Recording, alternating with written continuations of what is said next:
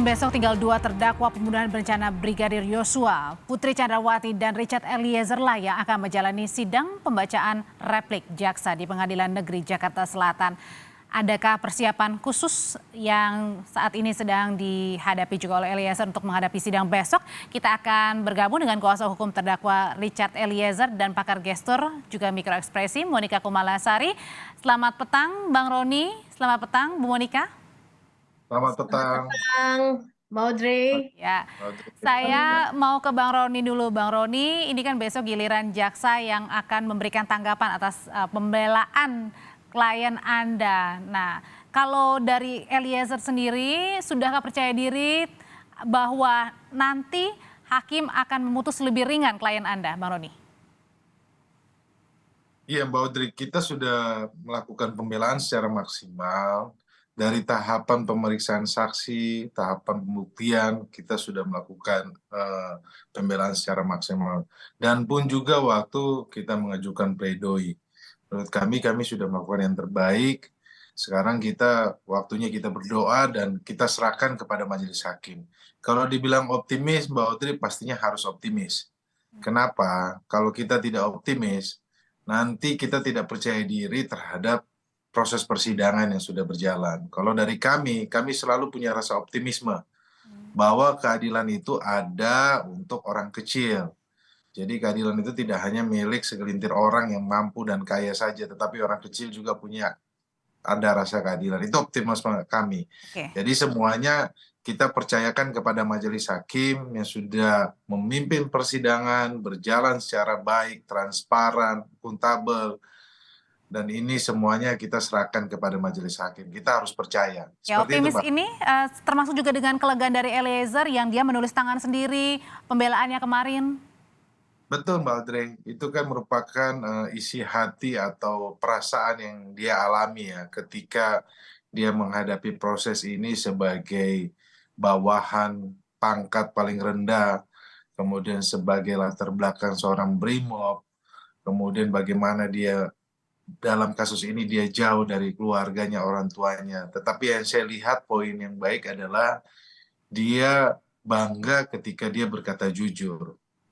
Ini menjadi Oke. nilai value untuk banyak orang bahwa ketika seorang bisa berkata jujur, itu merupakan hal yang baik. Karena apa, Mbak Audrey? Sekarang nih kita sudah krisis orang yang mau berkata jujur. Tetapi dalam hal ini, dalam kasus ini, Richard Eliezer menunjukkan value, menunjukkan nilai yang baik untuk banyak orang. Jadi jangan takut untuk berkata jujur. Seperti itu, Mbak Audrey. Oke, dalam sidang mata kita bukan hanya tertuju kepada apa yang disampaikan baik untuk Eliezer maupun juga Putri Chandrawati, Bu Monika, tetapi juga gaya pemilihan, bukan pemilihan ya, tapi ekspresi maupun ada terdakwa Eliezer yang dia menulis surat sendiri, tapi masih handshaking ya, masih bergetar gitu. Itu apa menandakan apa, Bu Monika? Ya, ketika membacakan nota pembelaannya, kecuali ditulis dengan tangan, tetapi kemudian kamera juga men-zoom bahwa yang bersangkutan juga membacakan ini, dan kemudian saya lihat tremor gitu ya. Nah, yang bisa kita tangkap atau publik tangkap dari bahasa nonverbal ini, bagaimana rasa yang dampak dari ekspresi atau gestur dari Eliezer, ya. Nah, di akhir Eliezer mengatakan bahwa dia sudah ikhlas, ya. Apakah keikhlasannya ini tergambar gitu ya di dalam pembacaan setiap poin-poin dalam nota pembelaannya, termasuk juga bergetar, ya. Nah, bergetar itu adalah merupakan suatu tanda bahwa hal ini benar-benar mengikuti dengan ekspresi atau emosi yang paling dalam, begitu. Dan kemudian dari pembacaan nota pembelaan ini, maka publik mengatakan he's doing his best, gitu ya. Bergetar juga apakah termasuk bahwa takut juga nih kalau misalnya vonisnya tinggi? Pastinya rasa ketakutan itu adalah sangat wajar sekali. Jadi beragam rasa muncul di situ, apalagi ini adalah masa-masa yang paling kritikal untuk menyampaikan pembelaannya, begitu. Oke, termasuk juga dengan pada saat pemilihan kata sendiri atau kalimat Bang Roni ketika Eliezer bilang saya punya masa depan tapi masa depan saya serahkan begitu ke hakim dan juga ke Tuhan. Iya, Mbak Audrey, itu adalah dari hati ya, bahwa kepada siapa dia berharap. Dia berharap penuh hanya kepada pertama Tuhan, kedua majelis hakim yang memimpin persidangan ini. Dia percayakan hidupnya kepada majelis hakim yang memimpin persidangan ini. Dan dia percaya bahwa keadilan itu ada untuk dia.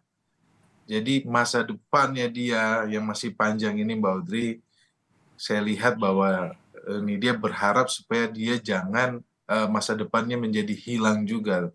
Berharap sekali bahwa majelis hakim memberikan putusan yang seadil-adilnya. Oke, kalau Eliezer lebih banyak mengutarakan ucapan terima kasih, mengucapkan dia sudah berkata jujur, serahkan kepada vonis hakim. Tapi Bu Monika, yang juga menarik adalah pada saat Putri Chandrawati di sini, dalam pembelaan Putri Chandrawati membela dirinya lagi-lagi adalah mengatakan korban kekerasan seksual Yosua. Bagaimana kali ini dilihat ekspresinya? Karena kan ada menangis juga, membacakan sendiri pembelaannya.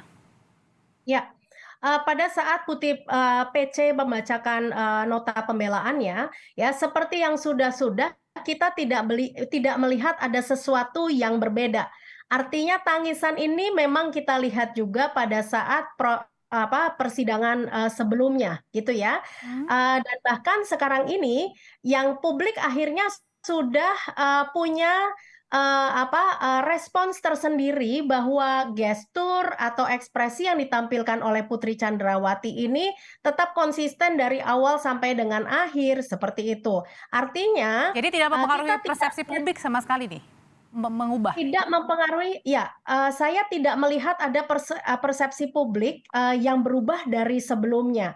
Dan yang saya perhatikan adalah begini, isak tangis itu hampir setiap ada ya di setiap persidangan gitu ya.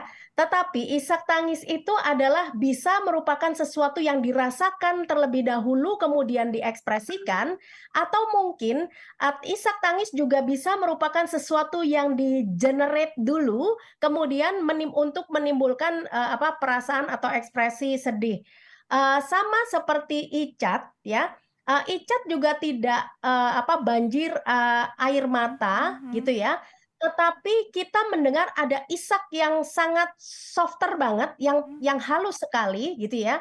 Tetapi kalaupun di Putri Chandrawati ini tidak terlihat air mata yang Oke. keluar yang bisa Kalau kita gitu analisa. bedanya apa Bu Monika? Ekspresi Ya, ketulusan dari masing-masing ini. Icat berusaha untuk menyembunyikan kesedihannya, ya, karena dia tidak ingin ini dilihat oleh publik.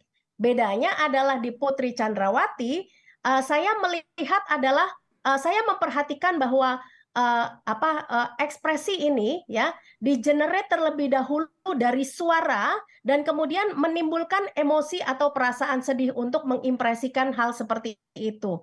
Karena tujuan dari ekspresi atau emosi yang ditampilkan adalah untuk mendapatkan empati dari orang lain. Apakah bisa dibilang oleh Bu Monika bahwa ekspresi dari Putri Chandrawati yang menangis ini adalah dalam tanda kutip sengaja? Ya, kalau kita lihat hampir di beberapa persidangan di bagian terakhir terutama ya, memang selalu menampilkan ekspresi yang seperti ini. Jadi ini pun juga berkesesuaian dengan kata-kata yang disampaikan oleh PC tersebut. Jadi ya, kalau saya mengatakan bahwa ini untuk mendapatkan empati, ya memang fungsi dari emosi ini adalah untuk yang ditampilkan adalah untuk mendapatkan empati dari orang lain. Nah, sementara kalau yang diicat berusaha untuk disembunyikan, tetapi walaupun disembunyikan, kita bisa secara mikro mengamatinya. Dan ternyata dengan upaya yang sedemikian rupa untuk menyembunyikan, bahkan isak kesedihannya pun juga bisa dirasakan dan memang ada kesedihan itu. Kalau Bang Roni, kalau Icat sendiri ini kan menahan ya, seperti menahan begitu kalau tadi Bu Monika bilang. Apakah ini karena juga tidak mau membebani orang tua? Kan dalam kemarin itu pembelaan bilang ayah sampai tidak bisa kerja karena kasus ini. Ya, itu menggambarkan sekali lagi ya situasi dari kehidupan seorang Richard Eliezer, bahwa dari keluarga yang tidak mampu, wong cilik, kemudian ketika ada kasus ini, ayahnya sampai kehilangan pekerjaan, kemudian menggambarkan ibunya adalah seorang ibu rumah tangga. Dalam proses setiap persidangan, Richard sampaikan kepada saya agar orang tuanya tidak usah hadir ke persidangan. Terus kemudian saya tanyakan kenapa, karena dia tidak mau orang tuanya merasa sedih atau melihat dia karena duduk jadi terdakwa. Jadi tidak mau membebani orang tuanya. Seperti itu sih Mbak Audrey. Oh, Jadi oke. Heeh. dalam setiap proses persidangan ketika orang tuanya dari Manado datang Jakarta mau datang nonton aja, Icat bilang enggak usah. Kenapa dia enggak mau lihat orang tuanya sedih. Anak ini dari dulu memang dia ini mandiri, kemudian membantu orang tua, terus kalau ada apa-apa dia pendam sendiri. Jadi dia tidak mau ceritakan kepada orang tuanya. Apalagi dalam kasus ini kan bebannya berat Mbak Audrey. Tidak gampang seperti yang orang-orang sampaikan bahwa dia bisa menghindar, bisa ini. Ini kan dari latar belakang keluarganya aja kita sudah lihat kan. Kemudian ketika berhadapan, kemudian dia dimusuhi sama banyak orang, kemudian dianggap sebagai pengkhianat. Tetapi dia menjalani proses ini kan semuanya demi kebaikan juga. Tentunya kan kalau kita lihat ini untuk Indonesia ke depannya lebih baik. Sehingga dalam hal kasus seperti ini ada yang berani berkata jujur, kita berharap bahwa negara juga ikut melindungi. Seperti itu. Oke, Bang Roni, kalau kemarin kan kita sudah lihat Sambo, ada Kuat dan juga Ricky yang dipatahkan ya pembelaannya oleh jaksa penuntut umum. Kalau misalnya besok dipatahkan pembelaan atau apa yang sudah dikatakan oleh Richard ini jujur, sudah ada persiapan apa yang ingin disampaikan juga Richard dan kuasa hukum? Ya, nanti kita lihat besok repliknya isinya seperti apa. Tentunya kan kita punya satu kesempatan lagi untuk duplik ya, menjawab dari Satu kali lagi ya? Ya, jaksa penuntut umum. Nanti kita lihat besok seperti apa replik. Tapi pada prinsipnya adalah kita konsisten dengan pledoi kita, nota pembelaan kita terkait dengan penghapusan pidana. Kalau Bu Monika sendiri, kalau misalnya besok misalnya jaksa nih mematahkan semua pembelaan yang dikatakan Eliezer sudah jujur, apa mungkin? Saya melihat optimisme yang luar biasa untuk untuk replik besok. Kenapa? Karena saya membandingkan ketika JPU membacakan tuntutan, ya, ini kita semua bisa merasakan bahwa ada low power pose di situ, ya. Apa yang dikatakan kemudian apa yang diekspresikan itu tidak sinkron gitu ya. Dan kemudian ketika kita mengetahui bahwa banyak pihak di luar sana termasuk Pak Mahfud MD yang menyampaikan dukungan bahkan mengatakan Adinda Eliezer dan sebagainya, kemudian juga banyak orang-orang yang cukup kita bisa ambil pendapatnya juga menyatakan dukungannya gitu ya. Ketika pembacaan replik untuk Verdi Sambo ya, maka JPU juga mengatakan bahwa Eliezer itu konsisten seperti itu. Oke, jadi mungkin kira-kiranya besok akan ini ya, tidak mematahkan ya, rasanya seperti itu ya. Oke. Rasanya seperti itu. Oke, rasanya seperti itu, tapi kita akan lihat besok. Tapi terakhir singkat, Bang Roni, kalau besok Richard sudah lebih siap mungkin ya, ketika apapun nanti yang diomongin sama jaksa dalam replik.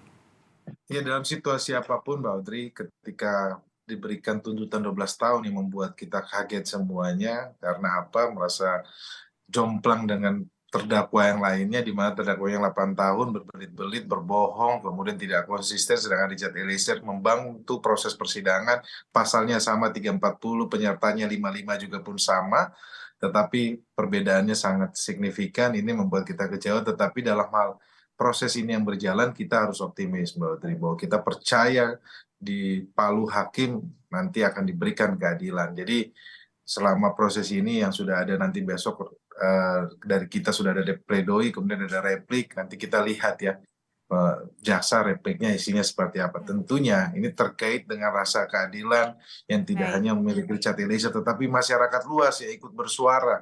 Kalau tadi Bu Monika sampaikan, Pak Menko Polhukam juga ada Romo Magnis Suseno sudah bersuara, kemudian para ahli hukum juga bersuara.